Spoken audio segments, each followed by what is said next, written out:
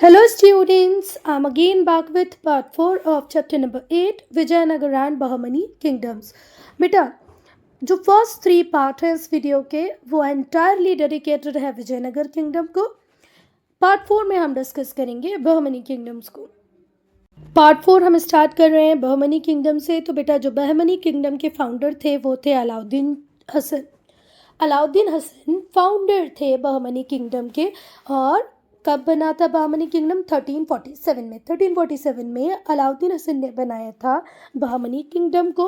Bahmani kingdom को बनाने वाले अलाउद्दीन हसन कौन थे? तो बेटा ये ऑफिसर थे डेक्कन के।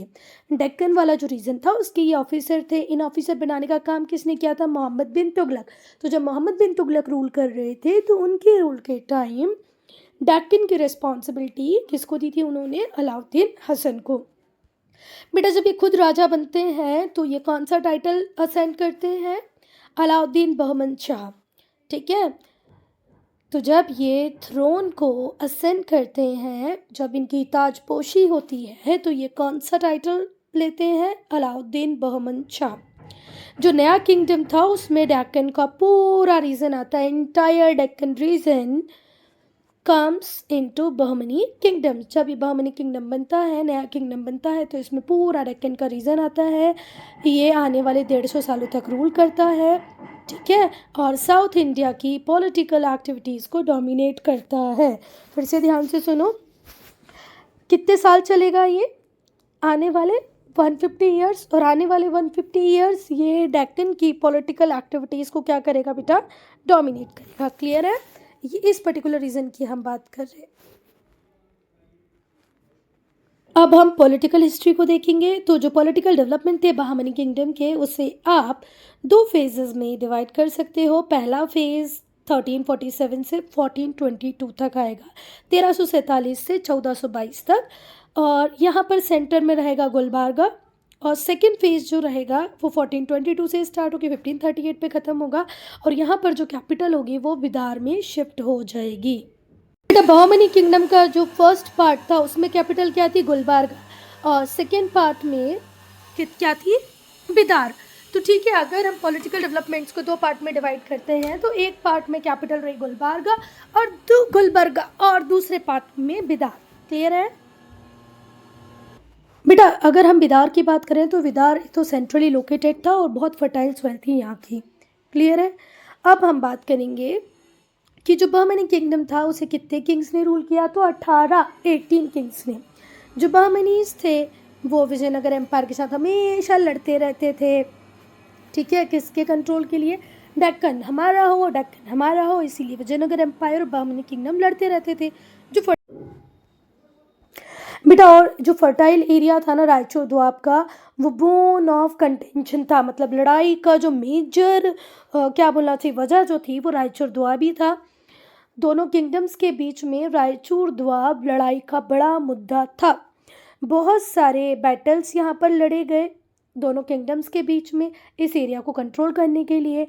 The issue was settled. और ये इशू सेटल हुआ जब डिसाइसिव डिफीट होती है किसकी? विजयनगर एम्पायर की 1565 सीई में। फिर से ध्यान से सुनो, जो बोन ऑफ कंटेंशन या एरिया ऑफ कंटेंशन था दोनों किंगडम्स के बीच में वो था रायचूर द्वाब। बहुत ही फर्टाइल एरिया था। दोनों किंगडम चाहते थे ये हमारे पास हो, ये हमारे पास हो।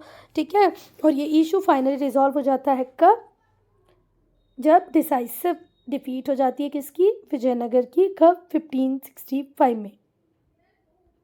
अब हम पढ़ेंगे मोहम्मद गवर्न को। तो जो बहमनी किंगडम था वो अपनी पीक पर था जब रूल कौन कर रहे थे? मोहम्मद शाह III। ठीक है, Bahmani kingdom reach the peak of its power during the period of Mohammed Shah III। क्योंकि इनके जो वज़ीर थे, जो प्राइम मिनिस्टर थे, वो थे मोहम्मद गवर्न। बहुत ही एबल मैन थे मोहम्मद गवर्न, बहुत ही बढ़िया मिलिट्री पर्सनल, डिप्लोमेटिक।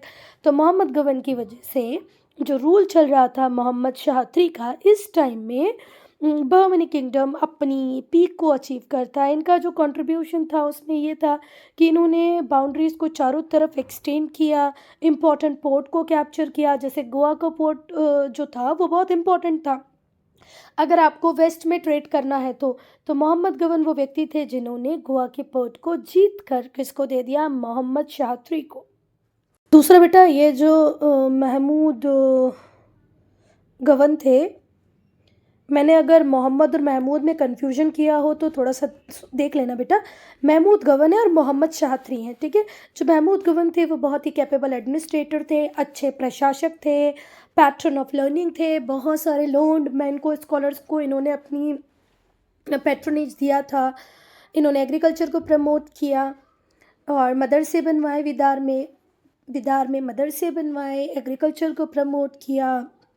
और जो पुअर स्टूडेंट्स थे पर जो बहुत ही इंटेलिजेंट थे, मेरिटोरियस थे, उन्हें स्कॉलरशिप भी दी, ठीक है। तो मुझे लग रहा है राजा से ज़्यादा हम प्रधानमंत्री को डिस्कस कर रहे हैं, क्योंकि ये प्रधानमंत्री थे ही इतने अच्छे। बेटा अब हम एडमिनिस्ट्रेशन को डिस्कस करेंगे। तो जो बहमनीज थे वो एडमिनिस्ट्रेटिव स्ट्रक्चर फॉलो करते थे, कहाँ का, दिल्ली सल्तनत का। जो राजा था वो सुप्रीम लीडर था, पर सुप्रीम लीडर होने के साथ साथ ये डेस्पोटिक ना हो जाए, एब्सोल्यूट ना हो जाए, इसीलिए इसके डेस्पोटिज्म को, इसके लिए एब्सोल्यूट अथॉरिटी को चेक करने के लिए कौन थे, पावरफुल नॉबल्स और उलेमास। तो बेटा किंग सुप्रीम लीडर था पर इसकी अथॉरिटी पर भी चेक था, किसका, नॉबल्स का, उलेमास का। Who often controlled his decision, जो राजा के कंट्रोल को मैनिपुलेट कराते रहते थे, कंट्रोल करते थे। जो किंगडम थी वो प्रोविंसेस में डिवाइडेड थी। जो प्रोविंसेस थे उन्हें एडमिनिस्टर करने के लिए होते थे गवर्नर, जो रेवेन्यू कलेक्ट करते थे और उसका कुछ पार्ट सुल्तान को सप्लाई कर देते थे। जो गवर्नर होते थे वो बहुत ज़्यादा रिस्पॉन्सिबल होते थे बेटा, कि अगर ट्रूप्स की ज़रूरत दिल्ली सल्तनत को पड़ेगी तो उसे सप्लाई करने का काम इन्हीं का होगा, ठीक है। वॉर के टाइम पे ट्रूप सप्लाई यही करेंगे, वॉर के टाइम पे क्रॉप्स, ग्रेन्स को सप्लाई यही करेंगे। मतलब जो गवर्नर है उन्हें प्रोविंस की ऑटोनॉमी तो दी गई है, पर at the time of war troop supply करने का काम, फूड सप्लाई करने का काम किसके पास ही होता था, गवर्नर्स के पास ही होता था। एज अ रिजल्ट इसी वजह से जो गवर्नर होते थे उनके पास बहुत सारी पावर होती थी। भाई पावर क्यों नहीं होगी, ये राजा को फूड सप्लाईज प्रोवाइड कर रहे हैं eight the time of war, ये किंग को ट्रूप्स सप्लाई कर रहे हैं, तो भाई इनके पास पावर तो होगी, नहीं होगी, बहुत ज़्यादा पावर थी। अब हम आर्ट एंड आर्किटेक्चर को डिस्कस करेंगे। तो भाई आर्किटेक्चर कैसा था, आर्ट कैसा था, तो यहाँ पर हमें इंडो इस्लामिक आर्किटेक्चर देखने को मिलता है, जो फ्यूजन हुआ करता था इंडियन स्टाइल और इस्लामिक स्टाइल का। ये कहाँ पर डेवलप हुआ, डेक्कन में। कब, 14th सेंचुरी में हुआ। Under home, बहमनीज। बहमनीज के अंदर 14th सेंचुरी में डेक्कन में डेवलप हुआ इंडो इस्लामिक आर्किटेक्चर, ठीक है, जिसने थोड़े से रीजनल कैरेक्टरिस्टिक को भी एक्वायर किया।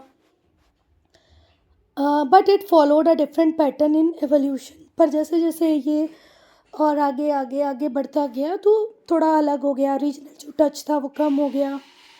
प्रैक्टिस की बात करें तो जो डेक्कन स्टाइल ऑफ आर्किटेक्चर है वो बेसिकली फ्यूजन है दिल्ली सल्तनत के आर्किटेक्चर स्टाइल का और पर्शियन आर्किटेक्चरल स्टाइल का।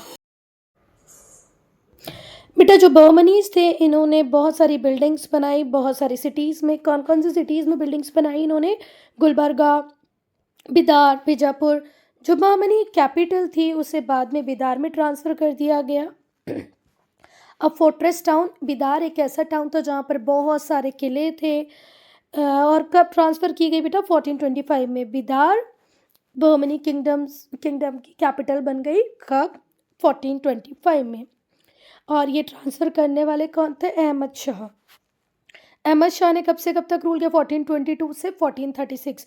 1422 से 1436 रूल करने आए थे अहमद शाह, और ये कैपिटल को गुलबर्गा से ट्रांसफ़र कर देते हैं। गुलबर्गा से कहाँ पर, बिदार। बिदार को क्या भी कहा जाता है, फोर्ट्रेस टाउन।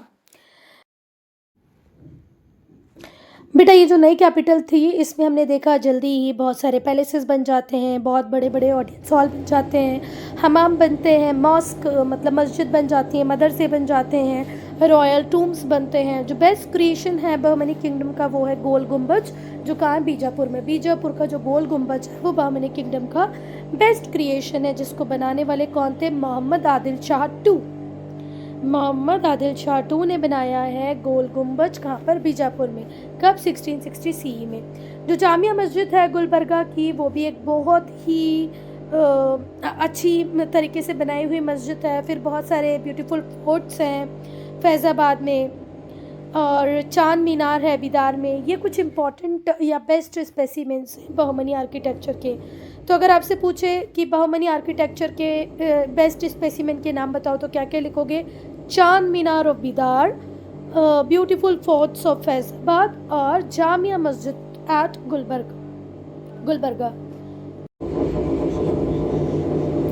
बेटा अब हम डिक्लाइन की बात करेंगे, पतन की बात करेंगे कि भाई इतना बड़ा एम्पायर डिक्लाइन कैसे कर गया, ख़त्म कैसे हुआ। तो जो बहमनी किंगडम थी उसमें हम लोगों ने देखा कि बहुत सारे कन्फ्लिक्ट होने लग गए थे नॉबल्स के बीच में, नॉबल्स आपस में लड़ने लग गए थे। जो डेक्कनी नॉबल्स थे और जो परदेसी फॉरेन नॉबल्स थे वो आपस में लड़ते ही रहते थे। दक्कनी नॉवल और परदेसी मतलब जो फॉरेन नॉबल्स थे आपस में लड़ते रहते थे। महमूद गवर्न फॉरेन नॉवल हुआ करते थे। बहुत सारे जो दक्कनी नॉवल थे उन्होंने महमूद गवर्न के अगेंस्ट में षड्यंत्र रच दिया, कॉन्स्पिरेंसी कर दी। कॉन्स्पिरेंसी मतलब होता है षड्यंत्र। And he was beheaded on the order of sultan. और वो मोहम्मद गवर्न जो इतना इम्पोर्टेंट था वो उसका सर काट देते हैं सुल्तान के ऑर्डर पे। ये भी गलत होता है ना बेटा, और ये कॉन्स्पिरेंसी बिल्कुल झूठी होती है उसके खिलाफ। मोहम्मद गवर्न इतने बढ़िया एबल एडमिनिस्ट्रेटर थे, इतने बढ़िया मिलिट्री पर्सनल थे, उनके अगेंस्ट में दक्कनी नॉवल कॉन्स्पिरेंसी कर देते हैं, फिर इन्हें मार दिया जाता है। क्यों? क्योंकि ये फॉरेन नॉवल होते हैं। गवर्न की जो डेथ थी वहीं से हम देखते हैं बहमनी एम्पायर का डिक्लाइन होने लगता है। इब्राहिम आदिल शाह जो थे बीजापुर के, वो पहले होते हैं जो अपनी इंडिपेंडेंस को क्लेम कर लेते हैं 1517 सीई में। फिर फिजिकल डिसइंटीग्रेशन हम देखने लगते हैं बहमनी किंगडम का। एक एक करके बहुत सारे लोग इंडिपेंडेंट होते जाते हैं और किंगडम टूट जाती है। आफ्टर 1518 सी जो एम्पायर था 5 स्टेट में टूट जाता है, वो है अहमदनगर, बेरार, बिदार, बीजापुर, गोलकोंडा। बहमनी किंगडम कितने पार्ट में टूट जाता है? 5। Ahmednagar, Berar, Bidar, Bijapur, Golconda. So student, I'm ending this video here only. If you have any doubt, any problem, to write in comment section.